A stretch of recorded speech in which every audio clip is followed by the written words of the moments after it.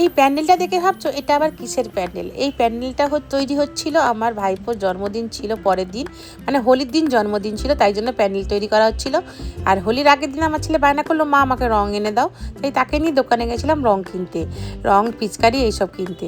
আর এইদিকে পরের দিনই মানে হোলির দিনই দুপুরবেলা নিমন্ত্রণ ছিল আমার ভাইয়ের ঘরে, মানে কাকার ঘরে। ওই কাকার ঘরে সেদিনকে অনেক কিছু আয়োজন রান্না করেছিল আর আমাদেরকে ডেকেছিল খাওয়ার জন্য। আর আমার দুই বোনকেও ডেকেছিল, তারাও এসেছিলো খেতে।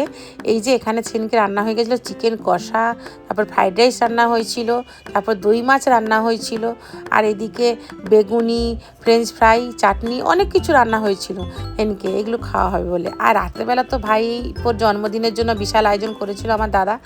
আর এদিকে দেখো এরা সবাই খেতে বসছে, আর এদের মধ্যে খুনসুটিও লেগে গেছিলো, মানে বাচ্চা বাড়ি সব খেতে বসে গেছিলো আগে, আর আমাদের খাওয়া দাওয়া ছিল পরে। আর এই মিলে সেদিনকে দুপুরবেলাটা তো বেশ জমেই গেছিলো আমাদের।